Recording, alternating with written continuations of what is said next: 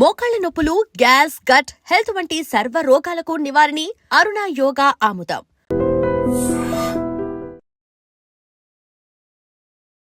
Welcome to iDream media. So జనరల్గా ఈ శీతాకాలంలో వేడిని పెంచే ఆహారాలు తీసుకోవాలి ఇలా చెప్తూ ఉంటారు. అయితే నువ్వులు ఎప్పుడైనా తీసుకోవచ్చు. వీటిలో చాలా రకాల పోషక విలువలు ఉంటాయి, అనారోగ్య సమస్యలను తగ్గిస్తాయని. ముఖ్యంగా నువ్వుల్లో రకాలు ఉంటాయి, వైట్ నువ్వులు, బ్లాక్ నువ్వులు, నల్ల నువ్వులు. వీటిలో ఏది బెస్ట్? సో పూర్తి వివరాలు తెలుసుకుందాం. మనతో పాటు ప్రముఖ vegetable therapist and Sun Spiritual Society founder, Leo diet specialist Vikramaditya Guruji ఉన్నారు. గురూజీ నమస్తే అండి. సూర్యోస్మిమ. అంటే నువ్వులు మంచివి అని చెప్తారు, అది వైటా బ్లాకా, ఏది మంచిది? అంటే సందర్భాన్ని బట్టి, మనం ఉన్నటువంటి స్థితిని బట్టి, అది ఆహారంలో ఒక భాగమే కానీ అది ఆహారం కాదు. నువ్వులు అనేవి మనకు అవసరం. వాటిని మనం ఆయిల్గా మార్చుకొని, అంటే నిత్య జీవన విధానంలో మనం ఆహారాన్ని ప్రాసెస్ చేయడానికి ఒక తైలం అవసరం. ఆ తైలం నువ్వుల ద్వారా శ్రేయస్కరం అని చెప్పేసి అని ఎక్కడో మనకు గ్రంథాల్లో, పురాతన గ్రంథాల్లో అధ్యయనం చేయడం ద్వారా, అంటే ఇప్పుడంటే మనకి మిషనరీస్ వచ్చినాయి కానీ పూర్వం అంతా కూడా కోల్డ్ ప్రెస్ కదా, ఒక చెక్క దాంట్లో పెట్టి ప్రెస్ చేసి పైన బరువులు పెట్టడం ద్వారా అందులో ఉన్నటువంటి తైలం బయటికి పిండబడి బయటకు వచ్చేది. అలా మనం ప్రాసెస్లో ఈ గానుగెద్దులు ఇవన్నీ కూడా అభివృద్ధి చెందాం. పూర్వం చాలా పెద్ద ప్రాసెస్. నువ్వుల్ని తొక్క తీసి కడిగి వాటిలన్నిటిని ఇంకా మెత్తగా నూరి మూటలు కట్టి పైన బరువులు పెట్టి చాలా ప్రాసెస్ చేసేవారు. ఇది అద్భుతమైనటువంటి క్షారగుణం కలిగింది. తొక్కతో ఉన్న దాంట్లో అధికమైనటువంటి క్షారం ఉంటుంది, తీక్షణమైనటువంటి స్వభావం. బాగా నల్లటి నువ్వులు, అంటే నలుపు కలర్ వేస్తారు, అది ఒరిజినల్గా అయితే బ్రౌన్ ముక్కుపొడి రంగులోనే ఉంటాయి కానీ నల్లగా ఉండవు. నల్ల మనం దానం ఇస్తాము, అవి కలర్ కోటెడ్. అవి ఒరిజినల్గా ఏంటంటే బాగా ముదిరినటువంటి నువ్వులు, అటు నలుపు కాదు ఇటు ముక్కుపొడి రంగు బ్రౌను కాదు అన్నట్టు మధ్యస్థంలో ఉంటాయి. అవి బాగా ఉబ్బి ఉంటాయి.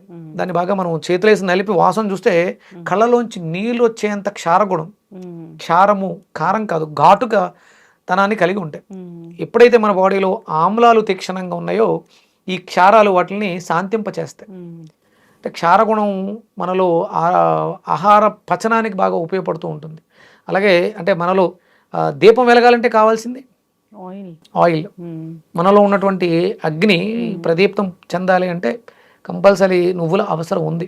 నువ్వుల లడ్డు అసలు అంటే ఈ లియో డైట్లో నువ్వుల లడ్డు ప్రిపరేషన్ అనేది ఎలా ఉంటుంది, ఎలా తీసుకోవాలి? అంటే మనము నార్మల్గా తీసుకోవచ్చా? ఉపయోగాలు అంటే ఏముంటాయి? మన లియో డైట్లో నువ్వుల్ని జీర్ణశక్తిని వృద్ధి చేసుకోవడానికి వాడుతూ ఉంటాం. అంటే నువ్వులతో కారపొడి చేసుకోవటం ఇలా ఉంటూ ఉంటుంది. భోజనం మధ్యలో, భోజనం తర్వాత లియో డైట్లో బెల్లంతో కలిపినటువంటి నువ్వులతో చేసిన లడ్డు, నువ్వులుండ భోజనం తర్వాత తీసుకోవడం ద్వారా, అంటే ఈ శీతాకాలం అంతా కూడా మన శరీరంలో జఠరాగ్నిని ప్రేరేపించే ఆహార పదార్థాలే తీసుకోవాలి. ఆ ప్రేరణలో నువ్వులు, బెల్లం అత్యధికమైనటువంటి ప్రముఖ పాత్రని పోషిస్తాయి. అంటే ప్రతినిత్యము కూడా భోజనం తర్వాత ఒక చిన్న బెల్లం ముక్క తినడం అనేది అగ్నిని ప్రజ్వలించడానికి ఉపయోగపడుతూ ఉంటుంది. మొన్న మనకి అతివృష్టి నివారణ, అంటే మనం మోంతా తుఫాను చాలా పెద్ద బీభత్సాన్ని సృష్టించబోయినప్పుడు మేము అతివృష్టి నివారణ యజ్ఞంలో వాడింది అధికంగా బెల్లం. 30 కేజీల బెల్లం 5 హోమాల్లో వాడాం. అంటే 3 రోజుల్లో 30 కేజీలు, అంటే రోజుకి 10 కేజీల బెల్లం రాబోతున్నటువంటి తుఫాన్ ఉధృతిని నివారించగలిగింది. బెల్లానికి అంతటి శక్తి ఉంది. అలాగే నువ్వులకి అది అంతే శక్తి నువ్వులకు కూడా ఉంది. అంటే జ్వాలను రగిలించడానికి నువ్వులతో చేసేటువంటి హోమం అద్భుతమైనటువంటి శక్తి. అదే మన శరీరంలో రగులుతున్నటువంటి జ్వాల అగ్నిని ప్రదీపనం చెందించడానికి మనకి నువ్వులు చాలా బాగా ఉపయోగపడతాయి. నువ్వుల లడ్డు తింటే జుట్టు పెరుగుతుందా? అంటే మరి పోషక విలువలు అధికంగా ఉంటాయి కదమ్మా. అంటే జుట్టు అనగానే అందరూ రకరకాల పోషకాల గురించి ఆలోచిస్తారు. మన శరీరంలో కాల్షియం బాగుంటే మనకి నెయిల్స్ బాగా పెరుగుతాయి, నెయిల్స్ దృఢంగా ఉంటాయి, హెయిర్ బాగుంటుంది. దానికి నువ్వులు చాలా అద్భుతంగా ప్రతిరోజు భోజనం తర్వాత, మధ్యాహ్నం భోజనం తర్వాత అంటే 100 గ్రాములు క్వాంటిటీలో నువ్వులు తీసుకుని 50 గ్రాములు బెల్లం, ఇంకేమన్నా మీకు వీలైతే డ్రై ఫ్రూట్స్ లాంటివి, ఇలాంటివి మిక్స్ చేసుకుని ఆహారంలో తీసుకుంటే జీర్ణ వృద్ధి జరుగుతుంది. కంపల్సరీ భోజనం తర్వాత ఈ పదార్థాలు తీసుకోవాలి. నువ్వుల పొడితో కూడా ఫస్ట్ మొదటి ముద్ద నువ్వులు, కరివేపాకు ఇలాంటితో కారపొడిలా చేసుకుని భోజనంలో తీసుకోవాలి. ఆరోగ్యకరమైనటువంటి ఆహారాన్ని తీసుకోవాలి.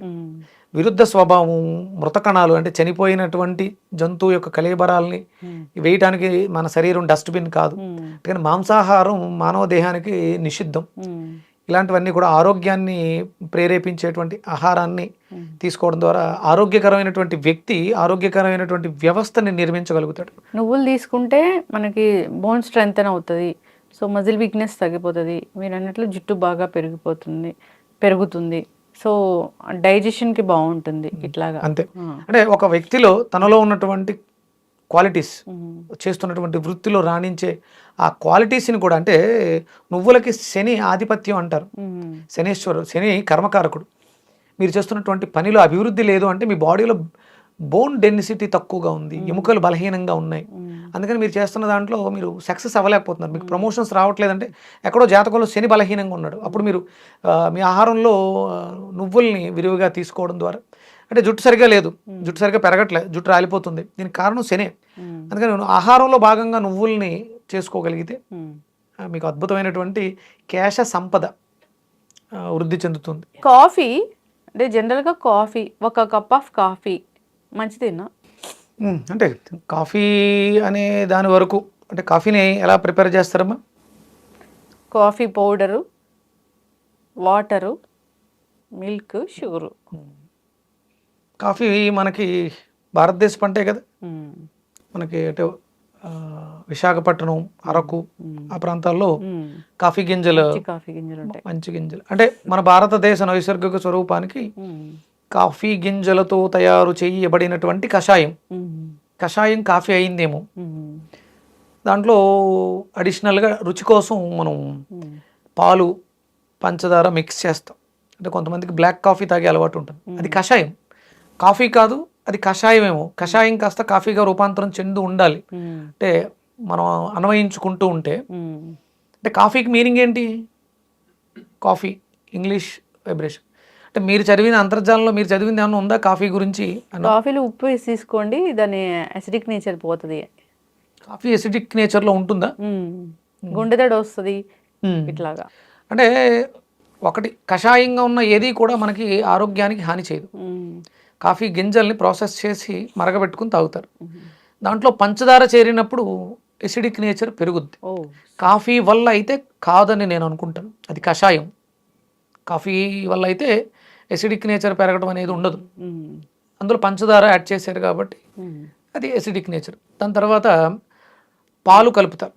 పాలు కలపడం వల్ల, అంటే డేలో మనం పాల పదార్థాలు తీసుకోకూడదు. పాలతో తయారు చేసిన ఏ పదార్థం, అంటే పాల వరకే. అంటే మనకు పెరుగు తీసుకోవచ్చు, మళ్ళీ మజ్జిగ ఇవి తీసుకోవచ్చు డేలో. పాలు తీసుకోకూడదు, పాలు తీక్షణత అధికంగా కలిగి ఉంటాయి. ఈ సమయంలో పాలు తీసుకోవడం వల్ల ఎసిడిటీ పెరిగే ఛాన్సెస్ ఉంటాయి.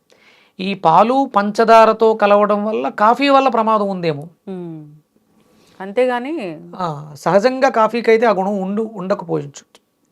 ఎందుకంటే ఇక్కడ మనకి ప్రకృతి సహజంగా అరకు ఆ ప్రాంతాల్లో ఉన్నటువంటి వాతావరణానికి తగ్గట్టుగా, అంటే అది కొంచెం చల్లగా ఉండే ప్రాంతంలో శరీరంలో ఉష్ణం పెంచడం కోసం కాఫీలో కెఫిన్ ఉంటుంది, దానివల్ల జరుగుతుంది ఇదంతా అని చెప్తూ. అంటే కెఫిన్ అనేది ప్రమాదం అయితే అంటే ఒక రకమైనటువంటి మత్తు పదార్థం. అక్కడ ఆ ప్రాంతంలో ఉండేటువంటి ఆదివాసీలు దాన్ని ఎక్కువ పండించేది వాళ్ళు అంటే వాళ్ళ శ్రమ ఎక్కువగా ఉంటుంది, కొండ దూరంగా ఎక్కువ సంచారం చేస్తూ ఉంటారు. వీటి వల్ల అంటే వాళ్ళ ఉత్ప్రేరకంగా పనిచేస్తుంది కాఫీ, ఉత్ప్రేరకంగా కెఫిన్ అనేది పనిచేస్తుంది. ఇక్కడ మనం వాడుకోవాలంటే కాఫీని ఎట్లా తీసుకోవాలి అసలు? అంటే బ్లాక్ కాఫీ అంతే తప్ప దాంట్లో మనం పాలు పంచదార వేసామంటే దాని ఎఫెక్ట్, సైడ్ ఎఫెక్ట్, అంటే పంచదార వల్ల వచ్చే సైడ్ ఎఫెక్ట్ ఒకటే అడిషనల్గా యాడ్ అవుతుంది, అలాగే పాల వల్ల. ఇంకొకటి, మీరు కాఫీలో అంటే పాలు పంచదారతో పెట్టిన కాఫీలో ఉప్పు వేయడం వల్ల పాలు ఇరిగిపోతాయి. అది బ్లాక్ కాఫీలో ఏమంటున్నారేమో అది, అంటే పాలతో చేసిన కాఫీలో ఉప్పు వేయకూడదు, పాలలోకి ఉప్పు తగిలితే విరిగిపోతుంది, అది విరుద్ధ స్వభావం. అప్పుడు మనకి 100% దానివల్ల వచ్చేటువంటి కాంప్లికేషన్స్ చాలా రకాలుగా ఉంటాయి. బ్లాక్ కాఫీలో స్వీట్నర్ బదులు సాల్ట్ వేసుకుంటే ఒకవేళ అది కెఫిన్ ఎఫెక్ట్ ఎక్కువగా లేకుండా మనకు ఉపయోగపడే అవకాశాలు ఉండొచ్చు. ట్రై చేసి చూస్తే తప్పేం లేదు. అక్కడ ఉప్పు మంచిదే, కాఫీ గింజలు ప్రకృతి సహజంగా వచ్చినటువంటి గింజలు, వాటిలో మత్తు పదార్థాలు ఉండొచ్చు, లేకపోతే ఎనర్జెటిక్ ఉత్ప్రేరకం ఉండొచ్చు. అది ఉప్పు వల్ల కొంతవరకు మనకి ఉపశమనం చెందించవచ్చు. 1 కప్ ఆఫ్ కాఫీ మంచిదే.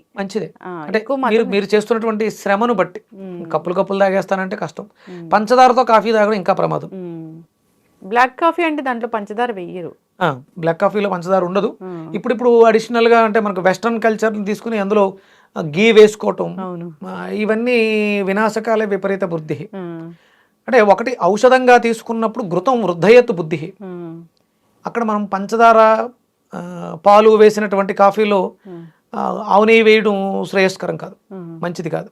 బ్లాక్ కాఫీలో ఆవు నెయ్యి వేసుకోవచ్చు, బ్లాక్ కాఫీలో ఉప్పు వేసుకోవచ్చు. ఉప్పు వేసిన బ్లాక్ కాఫీలో ఆవు నెయ్యి ఎంతవరకు అనేది 2-3 సార్లు తాగితే మీకే ఆ ఫ్లేవర్స్ అందులోంచి వచ్చే రిజల్ట్స్ అర్థమవుతాయి. ఘృతం వృద్ధయత్ బుద్ధి మంచిదే, కానీ ఇది పాలు పంచదారతో కలిసినటువంటి కాఫీ అయితే కాదు. ఇప్పుడు బీపీలు షుగర్లు ఉన్న వాళ్ళు తీసుకోకూడదు. అంటే ఫస్ట్ బీపీ అనేది ఎక్కడో మనకు ఒక శరీరంలో జరుగుతున్నటువంటి చెడిపోయిన వ్యవస్థ ఉందని చెప్పడం సిమ్టమ్. అది బీపీ అనేది దానిని డిసీజ్గా పరిగణించి దానికి ట్యాబ్లెట్లు పెట్టి సమస్యని కప్పిపెట్టేస్తున్నారు. అలాంటి వాళ్ళు తీసుకోవడం వల్ల ఏదైతే సమస్య ఉందో అది ఉధృతం అయ్యే అవకాశం ఉంది. బీపీ పెరగడం కాదు, బీపీ రావడానికి కారణమైనటువంటి ఇంకొక సమస్య ఏదో ఉంది. ఎక్కడో ట్యూమర్ ఉంది, లేకపోతే ఇంకో సంథింగ్ ఎక్కడో డ్యామేజ్ ఉంది. దాన్ని సరిచేయడానికి వెళుతున్నటువంటి రక్త ప్రవాహాన్ని నియంత్రించే ప్రయత్నం బీపీకి వేసే ట్యాబ్లెట్. సమస్యను పరిష్కరిస్తే బీపీ ప్రెషర్ ఆటోమేటిక్గా సప్రెస్ అవుతుంది. దాన్ని పరిష్కరించకుండా ట్యాబ్లెట్ పెట్టి ఇప్పుడు మీరు ఉప్పు వేసినటువంటి బ్లాక్ కాఫీ తాగినా ఆ సమస్య పెరిగే అవకాశం ఉంది. మీలో ఎసిడిక్ నేచర్ అధికంగా ఉన్నప్పుడు బ్లడ్ ప్రెషర్ ఎక్కువగా ఉంటుంది. ఇప్పుడు కాఫీ వల్ల ఆరోగ్య లాభాలు కావాలంటే బ్లాక్ కాఫీ తీసుకుంటే సరిపోతుంది. Black coffee, plain black coffee అంటే కాఫీ గింజలతో వచ్చింది. అది మన భారతదేశంలోనే శీతల ఉష్ణ మండలం కాకుండా శీతల మండలాల్లో పండుతుంది కాబట్టి అది ఈ శీతాకాలం చల్లగా ఉన్నప్పుడు, అంటే టీ కాఫీలు ఎప్పుడు గుర్తొస్తాయంటే వర్షాకాలం శీతాకాలం బాగా గుర్తొస్తుంటాయి. అది మన ప్రాంతాలు. ఇప్పుడు మనం గ్రీన్ టీ తాగుతున్నాం, దాంట్లో ఇంకేమీ పాలు కలపట్ల. టీ పొడి పాలు పంచదార కలిపినప్పుడు అది టీ అవుతుంది, అది మనకి అనారోగ్యాన్ని ఇస్తుంది. ఒక్క తేయాకు వేసుకొని మరగబెట్టుకుని దాంట్లో తేనె, స్వచ్ఛమైన తేనె దొరికితే తేనె వేసుకోవచ్చు, లేదంటే బెల్లం వేసుకోవచ్చు, పాత బెల్లం. వాటితో అవి మనకి మంచి ప్రయోజనాలని చేకూరుస్తాయి. మనలో ఉష్ణాన్ని, అరుగుదల శక్తిని పెంచుతాయి. ఈ పాలు పంచదార కలిపితే అవి ఇండైజెషన్ ప్రాబ్లం, గ్యాస్ట్రిక్ని ఇస్తాయి. కాఫీ కషాయము అంటే బ్లాక్ కాఫీ అది తీసుకుంటే మంచిది. దాంట్లో రకరకాలు యాడ్ చేసి తీసుకుంటే కనుక అనారోగ్య సమస్యలు తప్పవు. చక్కగా చెప్పారు గురూజీ. ఏదైనా క్వాంటిటీ మ్యాటర్ అవుతుంది, కొంచెం తీసుకుంటే అప్పుడు అది మనకి ఔషధం లాగా పనిచేస్తుంది. ఫాలో అవ్వాలని కోరుకున్నాం. చాలా చక్కటి ఇన్ఫర్మేషన్. ధన్యవాదాలు Guruji. సూర్యస్మితల్లి. And for more videos, Please subscribe to iDream. Please subscribe to iDream. Please subscribe iDream. And please subscribe to iDream. For more videos, subscribe to iDream. please like, share, and subscribe to the channel. Congratulations, iDream. subscribe to iDream. Subscribe to iDream. So subscribe to iDream Media. iDream ki iDream team అందరికి huge congratulations. Please subscribe iDream Media. Please subscribe to iDream. Subscribe iDream. Please subscribe to iDream. iDream అంటే నా కళల channel subscribe చేసుకున్నారు, నోరు తిరుగుతలేదు.